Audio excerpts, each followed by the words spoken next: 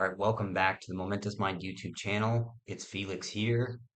So I'm going to go on a bit of a different tangent here. And initially, I know I was going into the Momentous Method and learning to utilize the mind to redirect narratives towards a more self-fulfilling or self-actualizing narrative. But I also want to kind of go into energetic components of the human being. And why is it that so many people nowadays are really seeking energetic healing, energetic clearing? Well, on a grander scale, we've just moved into a nine period for the 20-year periods in feng shui. And this nine period is a period of enlightenment. It's a period of seeking spiritual healing. It's a period of seeking the deeper questions in life. So it's going to be more and more prominent as these years continue. And I also think it's because during this time, 2024, 2022, 2020, I know those aren't in order. Uh, there's been a massive time of questioning. In 2020, a lot of us became hermits. A lot of us started to really question what it is that we're here on earth to do. What's really important in life, what matters, and who's telling the truth in all of this. And I think in that seeking of answers, we started to look more at ourselves. Well, not everyone, I don't want to speak for everyone, but a lot of people really started to look inwards. And, for me personally, spending so much time in Peru and spending so much time in these energetic medicines, it was so close to home. It was so close to the realities that I was used to experiencing, spending time with the Shipibo, watching them heal with Icaros, watching them utilize the plant medicine ayahuasca to help people heal. But then there was this greater question of like, well, we're not able to really help a grander populace, a larger populace. And I think if we want to be able to help a larger number of people in facing these energetic changes and facing these energetic challenges that are happening right now, there needs to be a sharing of knowledge, a sharing of these, um, maybe the cores of energetic healing. And so, what does energetic healing look like? And, how can you recognize that maybe it's the time for you to get energetic healing? Well, all of us could use some form of energetic clearing. In our day-to-day lives, we go about our day, we go to work, we go to our communities, we interact with people, and sometimes we leave those interactions feeling heavy or cloudy or uh, we don't feel like ourselves after we leave those incidents. Sometimes we watch movies and the same thing kind of happens. Sometimes we just watch the news and that thing happens. This energy of heaviness, this energy of a weighted sense of despair kind of settles into our being. And when we dive deeper, we start to look deeper at the energetic consequences of certain interactions with people. We start to see that we get these energetic cords, and these cords kind of connect us in a sense of like my phone being connected to this charger. This charger cable is sharing energy with this phone. Well, both consciously and unconsciously, anytime we're in interaction with somebody, there is some form of cording. Not every time we're in an interaction with somebody, sometimes we're really feeding off each other and sharing in a really beautiful energy, but sometimes we leave uh, situations with people where we feel completely drained. And that's because we get corded, these energetic cords. And it's not like the phone is getting charged by this power source. It's like somebody is hooking into us on the phone with this cable. And this cable is slowly draining us. And it's usually on days that we're feeling quite active and energized and excited and filled with light and happiness or whatever it is, and somebody comes into our field who's in it, oh man, I'm having a hard time, and life it sucks, it's challenging, work is hard, home life is hard, and we get into those interactions, and the people is they're not consciously courting us. It's an unconscious chord seeking energy to help them kind of pick themselves up. Now, over time, what those cords do is they often get thicker and thicker and thicker, especially if we interact with those people very often, because they're leeching off of us. They're starting to take energy from us. And I can think of an incident Sometimes with coworkers where that happens, where I'm getting this energetic leech, especially when I worked at the bar, people would come in and they'd sit at the bar for a long period of time. And to some degree, if you're working in a bar, you have to be energized. Like, yeah, all right, yeah, welcome to the bar. I hope you enjoy this. Try this, try this, try this. And you're almost like an entertainer. And so people come into the bar, they sit down and they're like, oh, yeah, my life sucks. Give me a drink. And they're often divulging information about their lives and they're starting to, kind of pull that energy from you. That's a very like simple scale. And then there's a scale above that, which is like energetic vampiric people or energetically vampiric people. And these people are just like overtly negative most of the time. And you often feel like you should avoid them because of that overt negativity that kind of leeches off of them. And you leave those interactions feeling heavy and very drained.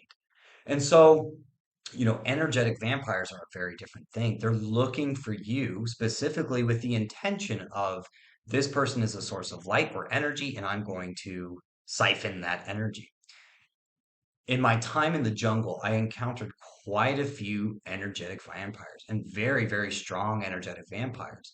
And these people worked on a lot of people in public and they worked on large groups of people.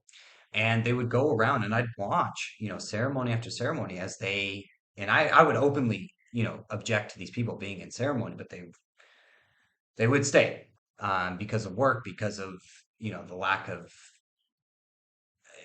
a lot of reasons, but they would be a part of that those ceremonies for a long period of time.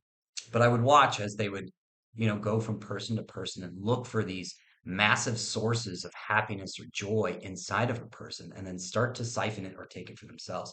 Energetic vampires feel it's not true, but they deeply feel that there is no way that they can bring light or joy into their lives other than taking it from somebody else. And so you may recognize in your life where there are energetic vampires. You may recognize in your life where there are those people that cord into you during certain interactions. And being aware of those situations where you're feeling those cordings is super important. Now, one thing that I can recommend as a opportunity for you is to recognize where you're allowing those people to drain you, where you are almost explicitly, not explicitly, internally agreeing to some degree of sharing your positive energy with this individual, or what you know that your role is in also being a part of that chord. No chords are fully one-sided. It's just awareness around these chordings. So, what can we do to negate or protect ourselves from chording? Well, first and foremost is recognizing and being aware and observing where in our life we're meeting certain people that are draining us through interactions, where in our life certain even environments environments have their own energetic being, so to speak, their egregor, their higher spirit, where environments are starting to drain your energy. And if you know that you have to go into those environments, one thing you can do is imagine a either electric violet bubble around yourself that is then surrounded with like a white light or just a white bubble around yourself.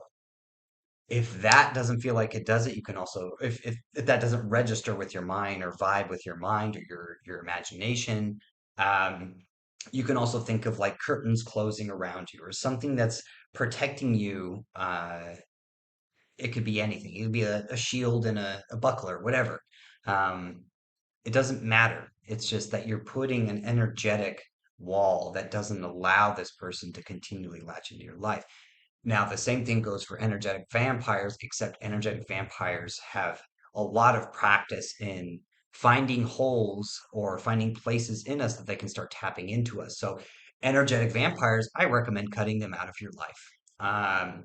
Not to be super harsh, but in many ways, you have to cut them out of your lives because their sole purpose is to drain your energy. Their sole purpose is to drain your light, to drain your joy. But I also want to preface this again with your own personal responsibility in engaging with these energetic vampires and where you're allowing them to siphon your energy. And so, really, psychic self defense, psychic awareness is being aware where you're allowing people to take from you where you're agreeing to a certain idea or framework of thinking that is manipulative. So, very, very soon, I'm going to be releasing a course called Psychic Self-Defense Lifting the Veil. It's the very first part in a much longer course of teaching people psychic sovereignty, of teaching people ways to recognize and acknowledge psychic manipulation in their lives, or black magic, whatever you want to call it.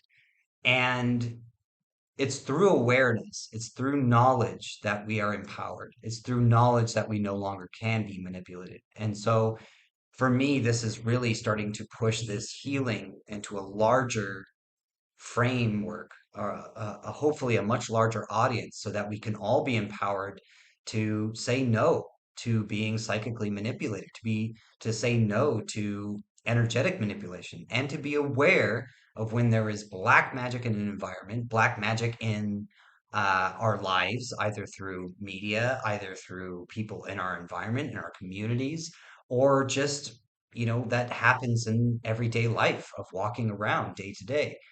So I'm going to continue to share a lot of this information about black magic and psychic manipulation, psychic protection. But there is a course that'll be online very soon. So keep your eye out for it. Check out momentousmind.com. Join our community of people who are trying to build a better narrative, who are shifting the narrative out of death and despair and the apocalyptic end of all things into something different. Um, Humanity really holds the power and the keys to opening the doors to a greater possibility of life. And if we sit idly and we allow somebody else to do that for us, we're going to live in a very dystopian world. So, hopefully, through these videos and hopefully through these courses, I can empower all of you to find your own power, find your own inner strength. Uh, Yesterday, I was reading the story of the Oracle of Delphi, and one of the poems, I'm not going to recite it word for word, but I'm going to summarize what I remember from it, is that it says, "Take heed to anyone who seeks this knowledge. Anything that you seek outside of yourself, if you don't find it first within yourself, you will never find it in the outside world. First and foremost, know thyself, and you shall know all things, like all gods, all heavens." And that is the bottom line of psychic self-defense. That is the bottom line of any kind of spiritual path or any kind of mystery school. It should only be to know thyself. You should only be receiving and opening through yourself. And no one's going to give you the answers. I'm not going to give you the answers in any of my courses, but I hope that I share some level of understanding that has been shared with me in helping you gain the power that's within. Thank you for watching.